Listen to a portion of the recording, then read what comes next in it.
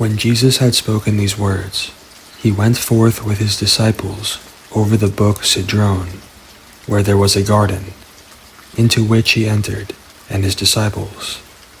And Judas also, who betrayed him, knew the place, for Jesus oftentimes resorted there with his disciples. Judas then, having received a band of men and officers from the chief priests and Pharisees, came there with lanterns and torches and weapons.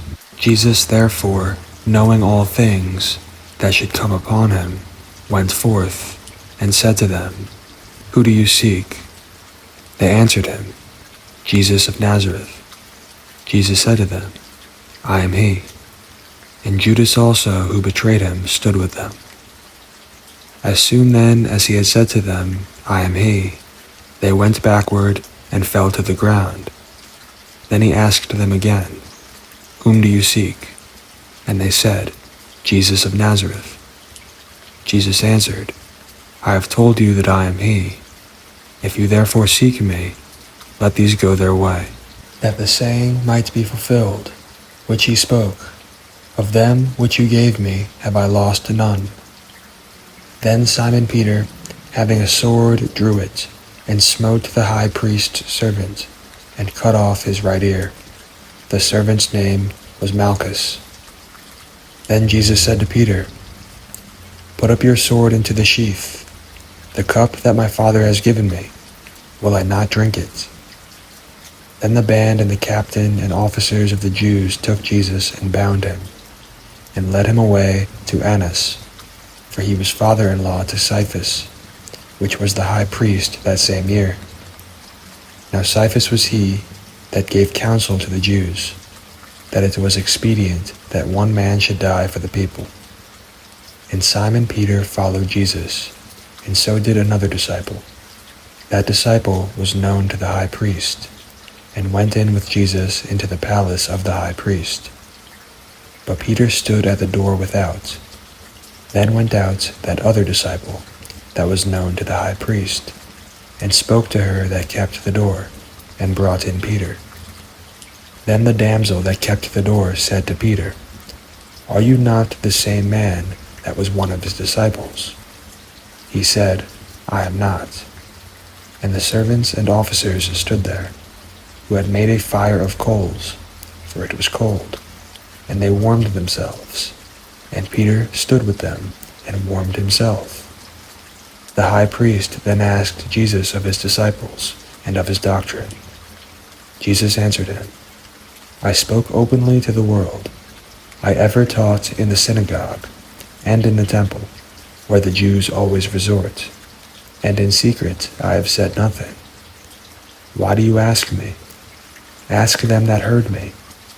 What I have said to them, behold, they know what I said."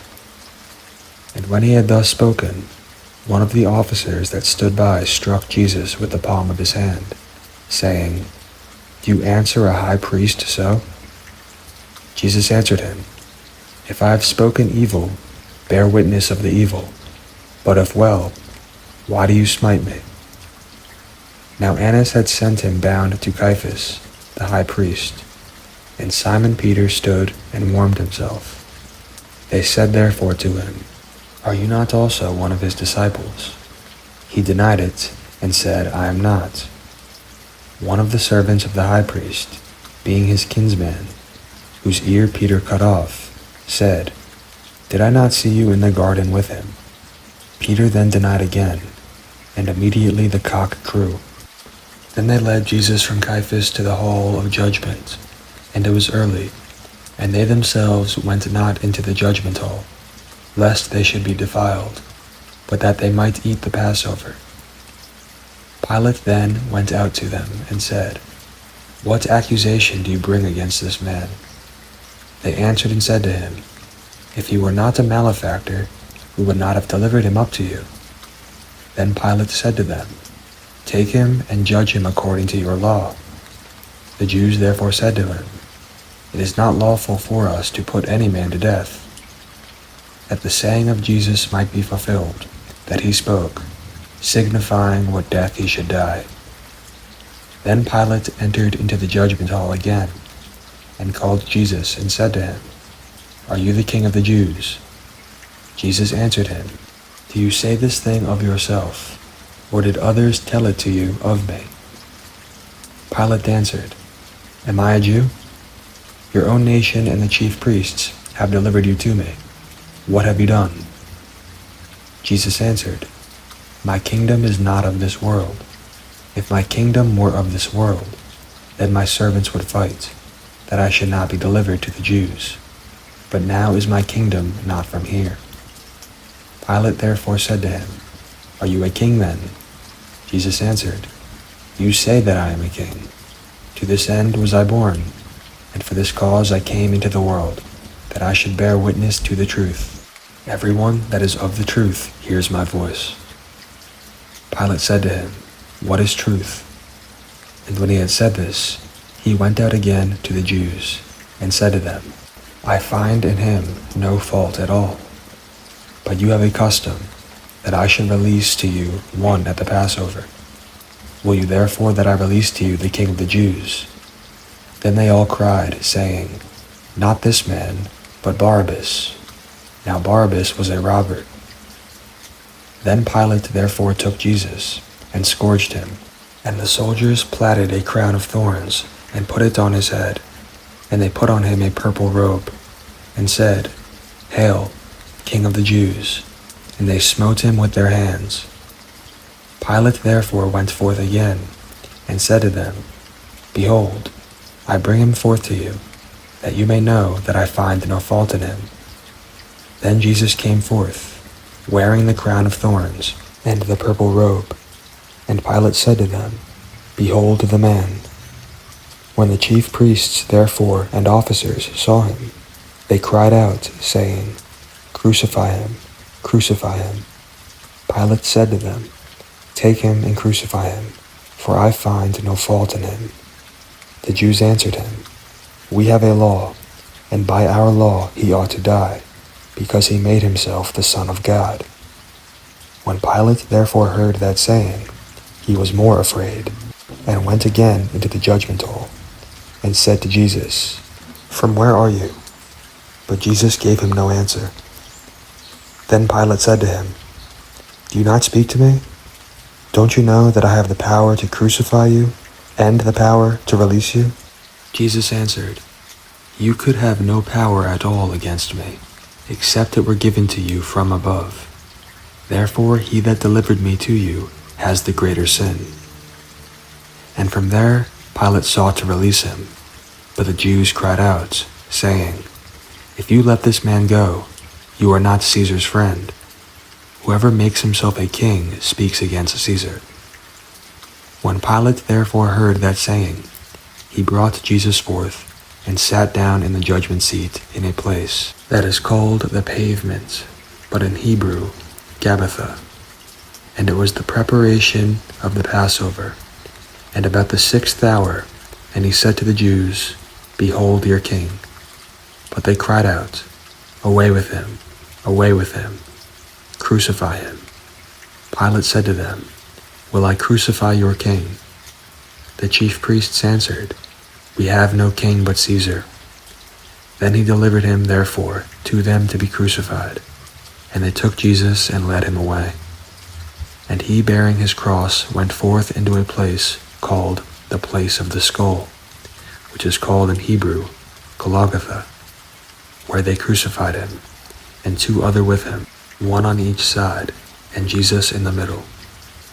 And Pilate wrote a title, and put it on the cross, and the writing was, "Jesus of Nazareth, the King of the Jews." This title then many of the Jews read, for the place where Jesus was crucified was near to the city, and it was written in Hebrew and Greek and Latin. Then the chief priests of the Jews said to Pilate, "Write not the King of the Jews, but that he said, 'I am the King of the Jews.'" Pilate answered, "What I have written, I have written." Then the soldiers, when they had crucified Jesus, took his garments, and made 4 parts, to every soldier a part, and also his coat. Now the coat was without seam, woven from the top throughout. They said therefore among themselves, Let us not rend it, but cast lots for it, whose it will be, that the scripture might be fulfilled, that says, They parted my raiment among them, and for my vesture they did cast lots. These things therefore the soldiers did. Now there stood by the cross of Jesus his mother, and his mother's sister, Mary the wife of Cleophas, and Mary Magdalene. When Jesus therefore saw his mother, and the disciple standing by, whom he loved, he said to his mother, Woman, behold your son. Then he said to the disciple, Behold your mother. And from that hour that disciple took her into his own home. After this, Jesus, knowing that all things were now accomplished, that the scripture might be fulfilled, said, I thirst. Now there was set a vessel full of vinegar, and they filled a sponge with vinegar, and put it upon a hyssop, and put it into his mouth. When Jesus therefore had received the vinegar, he said, It is finished. And he bowed his head, and gave up the ghost. The Jews therefore, because it was the preparation, that the bodies should not remain upon the cross on the Sabbath day, for that Sabbath day was a high day, besought Pilate that their legs might be broken, and that they might be taken away. Then the soldiers came, and broke the legs of the first, and of the other that was crucified with him. But when they came to Jesus, and saw that he was already dead, they did not break his legs. But one of the soldiers with a spear pierced his side, and forthwith came there out blood and water. And he that saw it bare record, and his record is true, and he knows that he said is true, that you might believe. For these things were done, that the scripture should be fulfilled. A bone of him will not be broken. And again another scripture said, They will look on him whom they pierced. And after this, Joseph of Arimathea, being a disciple of Jesus, but secretly for fear of the Jews, besought Pilate that he might take away the body of Jesus. And Pilate gave him leave. He came therefore and took the body of Jesus. And there came also Nicodemus, who at first came to Jesus by night, and brought a mixture of myrrh and aloes, about 100 weight. Then they took the body of Jesus, and wound it in linen clothes, with the spices, as the manner of the Jews is to bury. Now in the place where he was crucified there was a garden, and in the garden a new tomb, where never a man was laid. There they laid Jesus, therefore, because of the Jews' preparation day, for the tomb was near at hand.